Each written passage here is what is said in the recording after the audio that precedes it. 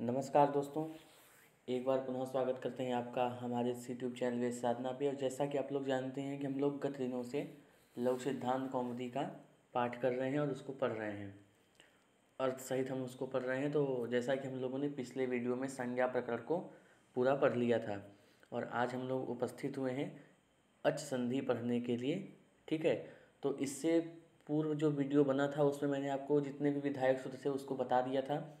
यदि आपने उस वीडियो को नहीं देखा है तो चैनल पे जाकर वहाँ पर प्लेलिस्ट है, प्लेलिस्ट में क्लिक करेंगे तो सीधे सीधे पूरा सारा वीडियो आ जाएगा जितना हमने उसको बनाया है।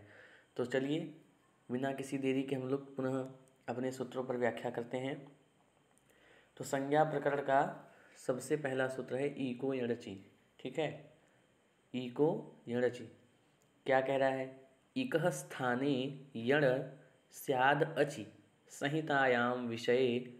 ठीक है, तो इसका अर्थ क्या होगा? वृत्ति से अर्थ लगाइए। इकः स्थाने यण मतलब इक के स्थान पर यण होता है। इक क्या होता है और यण क्या होता है पहले मैंने आपको बता दिया है। किस जब से वो सबसे पहला वीडियो है उसमें आप देखेंगे तो उसमें प्रत्याहार की हम लोगों ने चर्चा की थी। तो उसमें आप जाएंगे तो इक क्या है, यण क्या है, वो सब आपको पता चल जाएगा। तो इक के स्थान पर यण होता है अचि माने अच परे रहते संहिता के विषय में। अब संहिता क्या है तो आपने पूर्व सूत्र में पढ़ा, परः सन्निकर्षः संहिता। ठीक है, तो इक के स्थान पर यण होता है अच परे रहते संहिता के विषय में। फिर दूसरा सूत्र आ रहा है तस्मिन् नीति निर्दिष्टे पूर्वस्य। ठीक है, तस्मिन् नीति निर्दिष्टे पूर्वस्य कह रहे हैं कि सप्तमी माने सप्तम्यंत पद के द्वारा जो कार्य मतलब विधीयमानम कार्यम, सप्तम्यंत पद के द्वारा जो कार्य विधीयमान हो, ठीक है, वह वर्णांत से अव्यवहित पूर्व को होता है। वर्णांत से अव्यवहित पूर्व को होता है। वर्णांतरेणाव्यवहितस्य पूर्वस्य बोध्यम। ठीक है, फिर सूत्र है स्थानेन्तरतमः प्रसंगे सति सदृशतम आदेशः स्यात्। मतलब यण और गुण, ठीक है, यण और गुण ये जो प्रसंग हैं इनके उपस्थित होने पर, यण और गुण आदि जो ये जो प्रसंग हैं इनके उपस्थित होने पर सबसे अधिक क्या कह रहे हैं? सदृशतम माने सबसे अधिक जो है वही आदेश होता है।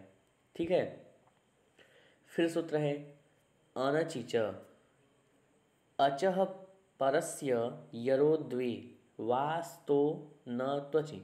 मतलब कि अच परे माने अच से परे, अचः परस्य अच से परे यरो द्वे यर को द्वित्व होता है। ठीक है, यण अच पर में न हो तो स्तो न त्वचि। मतलब कि अच से परे यर को द्वित्व होता है, यण अच पर में न हो तो। फिर सूत्र आ रहा है क्या? झलाम जस झसि स्पष्टम पूर्व धकारस्य दकारः। तो झल को जश आदेश होता है झस परे रहते, झल को जश आदेश होता है झस परे रहते। तो हम लोग तो चाहते तो सीधे सुधि उपास्य सूत्रों के द्वारा लाइन से साधते चलते, परंतु पहले आप लोग सूत्र देख लीजिए, उसके बाद में हम लोग सुधि उपास्य को साधेंगे। फिर सूत्र आ रहा है संयोगान्तस्य लोपः। कह रहे हैं संयोगान्तम यत् पदम माने संयोग जिस पद के अंत में हो, तदंत अस्य तदंतस्य। तो संयोग जिस पद के अंत में हो उसके अंतिम वर्ण का लोप हो जाता है। अंत्यस्य लोपः स्यात्, उसके अंत वर्ण का लोप हो जाता है। फिर सूत्र आ रहा है अलोन्त्यस्य। कह रहे हैं कि षष्ठी निर्दिष्टों अंतस्याल आदेशः स्यात्। तो षष्ठी द्वारा जो निर्देश किया गया है कार्य, ठीक है, षष्ठी द्वारा निर्देश किया गया जो संयोगांत माने अंतिम अल के स्थान पर होता है। क्या होता है? अंतिम अल के स्थान पर होता है। क्या? जो षष्ठी द्वारा निर्देश किया गया कार्य है, मतलब जो संयोगांत कार्य है वह अंतिम अल के स्थान पर होता है। फिर इसी में एक वार्तिक है यणः प्रतिषेधो वाच्यः, दिख रहा होगा आप लोग को, यणः प्रतिषेधो वाच्यः देखिए लिखा हुआ है।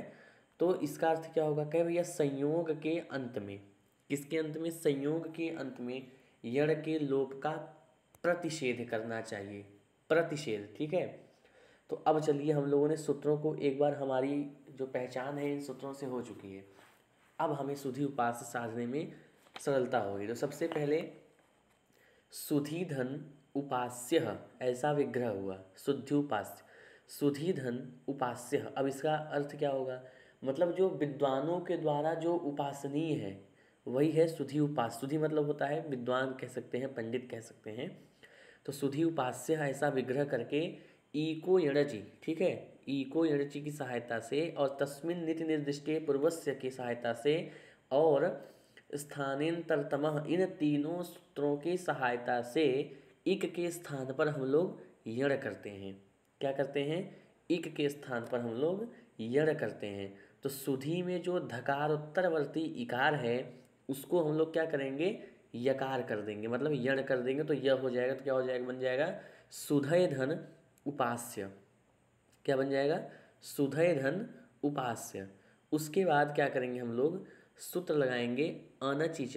देखिए एकदम स्पष्ट स्पष्ट सीधे सीधे सब सूत्र लिखा हुआ है। अनचिच सूत्र से क्या करेंगे कि इस सूत्र की सहायता से हम लोग द्वित्व कर देंगे। किसको करेंगे, लिखिए यहाँ पे लिखा हुआ है कि यरो द्वे वास्तो न त्वचि, माने अच से परे यर को द्वित्व होता है। ठीक है, तो हम लोग द्वित्व कर देंगे। तो द्वित्व कर देंगे तो किसको द्वित्व होगा, धकार को द्वित्व होगा। तो क्या बन जाएगा, सु ध य उपास्य, ऐसा बना। फिर सूत्र आ रहा है झलाम जस झसी, माने इति पूर्व धकारस धकार, जो पूर्व धकार है। देखिए मैंने आपको पहले बताया था पूर्व मतलब होता है पहले, पर मतलब होता है बाद, आदि मतलब होता है पहले और अंत मतलब होता है बाद। ठीक है, तो पूर्व धकारस्य धकार, इसका क्या अर्थ हुआ कि जो सु ध य उपास्य है तो उसमें जो पूर्व धकार है, पहला धकार है, उसको दकार हो जाएगा। तो क्या बन जाएगा, सु द ध य उपास्य। अब संयुगान्तस्य लोपः से यकार का लोप प्राप्त हुआ। ठीक है, यकार का लोप कैसे प्राप्त हुआ, किसके बल पर भैया, अलोन्त्यस्य की सहायता से। ठीक है, अलोन्त्यस्य की सहायता से। तो अंतिम अल के स्थान पर या षष्ठी के द्वारा जो निर्देश किया गया कार्य है संयुगांत, वह अंतिम अल के स्थान पर होता है। तो इससे यकार का लोप प्राप्त हुआ। सु ध य में जो यकार है उसका लोप प्राप्त हुआ, परंतु यणः प्रतिषेधो वाच्य जो वार्तिक है इसके द्वारा निषेध हो जाता है उसका कार्य, क्योंकि यह कहता है कि संयोग के अंत में यण का लोप, यण के लोप का प्रतिषेध करना चाहिए। ठीक है, संयोग के अंत में यण के लोप का प्रतिषेध करना चाहिए, न कि उसका निषेध करना चाहिए। ठीक है, तो उसका लोप नहीं हुआ, किसका, यकार का लोप नहीं हुआ। तो क्या बना, सु द ध य उपास्य।